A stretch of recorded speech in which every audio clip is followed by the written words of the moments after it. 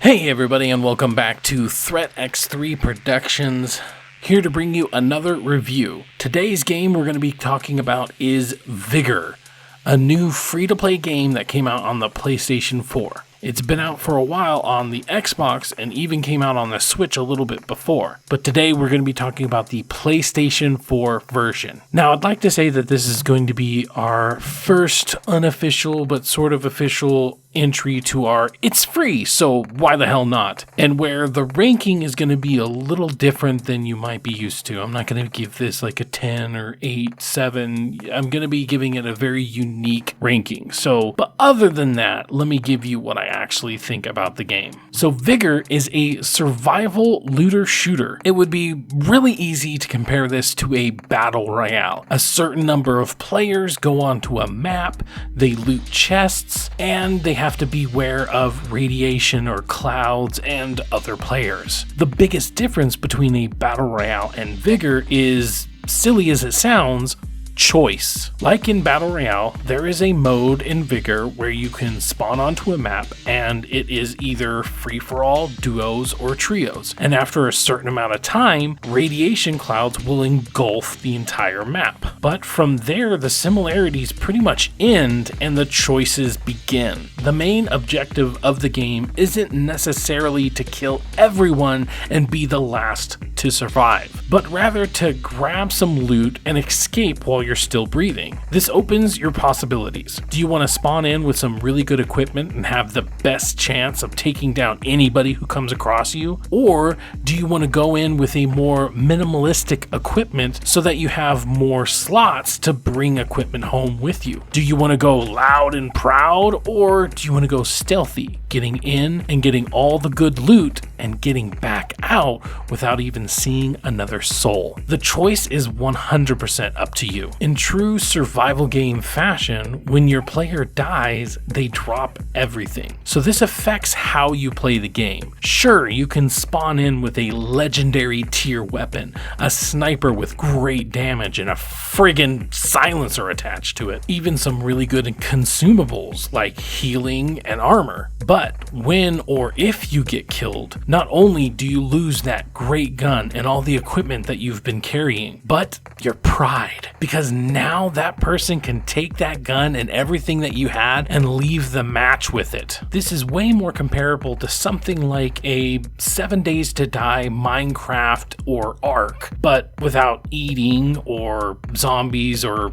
dinosaurs. It's like a survival game played in 15 to 20 minute instances rather than an endless world. What adds to the overall survival feel to it is your home base. While you can't really customize it and, make it a giant penis fortress like in other survival games, your house acts as a central hub for you to return to after each mission and catch a breath. It also serves as your main source of progression through the game. Sure, there are the guns, the cosmetics, and the battle pass. After all, this is a free-to-play game. But as you get more gear and loot and bring it back to your home, you can upgrade your house, repair the roof, add in a crafting table, some plants, etc. This makes for a really satisfying gameplay loop of going into an encounter, grabbing as much loot and materials as you can and getting out alive, then using a number of those items to upgrade your house. Things like nails, wires, electronics. Eventually you can upgrade and get the ability to make things like airstrikes, jammers, and so on. So then you bring that stuff into battle with you, grab some more loot to craft some more, and get the hell out of there once again. All this with the threat of other players around every corner, making for an addicting game. So many battle royales are designed as last man standing, so you may get away with a match here or there if you're not good at the overall gunplay, but that will not get you so far. Eventually you either get good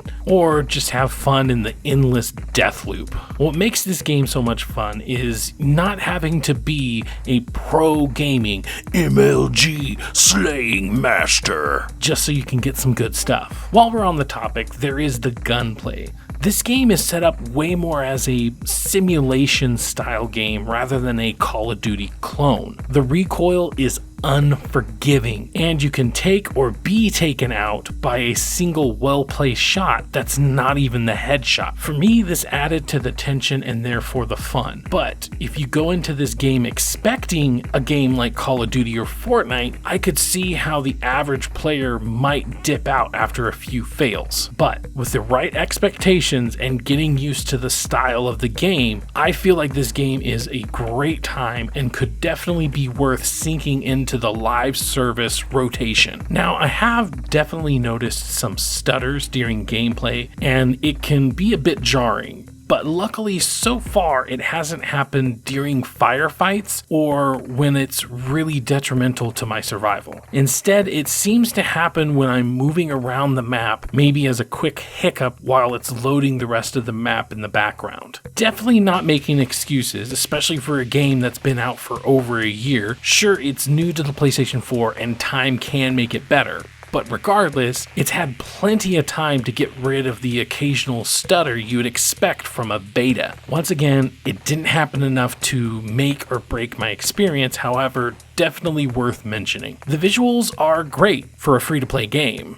The sound is good. I feel like I can pinpoint movement and shots accurately, although I'd say your own footsteps are a bit too loud, but that might just be me. There is also a shootout game mode, which is essentially deathmatch. It plays fine, no complaints. It's just mainly a really good practice with all the different types of guns, and it's just not as good as the obviously better mode Encounters. This brings me to one of my pet peeves, and that is weird economy exchanges for in-game currency. So what I mean is, when you go to something like a Fortnite, $5 gets you 500 V-Bucks. $19.99 gives you over 2,000 V-Bucks. So the exchange rate is pretty much 1 V-Buck for every penny. This is really easy, it's really simple, and it's just great. But then you have something like this where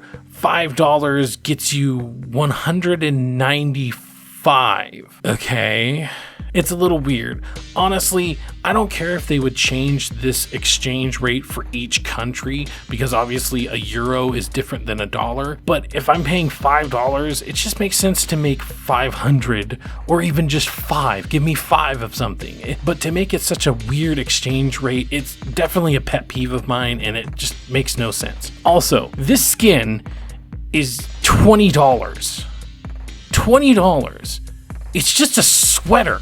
It's just a Christmas sweater. It's not even that great, but it's $20. Are you kidding me? So this is where it will be our first technical rating of a game in our It's Free So Why the Hell Not series when it comes to a free-to-play game. Check out our series about the games you get for free PlayStation Plus up top for our other ranking system, and if you just want to see me goofing around. The main way I'd like to rank free-to-play games is by price. If this was a full-fledged game that was released, how much money would I be willing to pay for it without it feeling too much? So this does take into account if my money is worth it. Is what I'm putting into it worth it? Or does it have like really bad pay-to-win mechanics? This will be thought of when I'm thinking about my rankings. Now, as before, it's just a pet peeve of mine, but the exchange rate is really weird. Also, you can technically have a pay-to-win system. Basically, you can pay in-game for each match,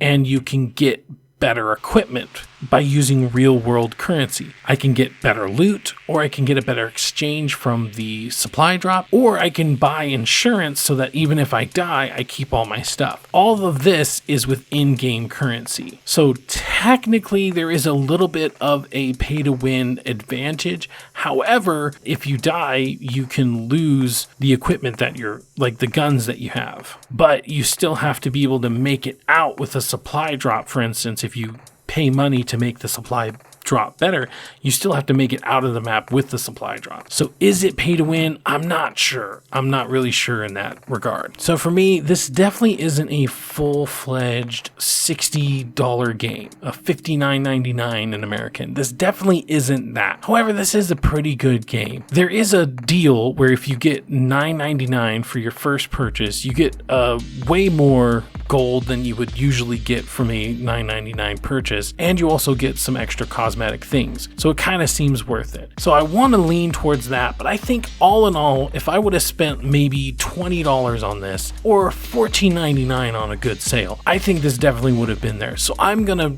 put it at a $19.99. All right, guys, thank you so much for joining us on this episode of, review / it's free, so why the hell not? Let me know what you guys think about the ranking. This is the first time I'm doing it. Did I do enough to justify that amount, or do I need to do more justifying in the future to let you know exactly what I think about the amount I'm willing to pay? Let me know down in the comments below. Let me know if you are thinking about playing the game, what system you're going to end up playing it on, all that good stuff down below. Make sure to like, share, and subscribe. We're looking to get close to 500. We're so close. So if we could get to 500, that would be super awesome. Thank you so much for joining me, Nick, on Threat X3 Productions, and you have yourself a wonderful day.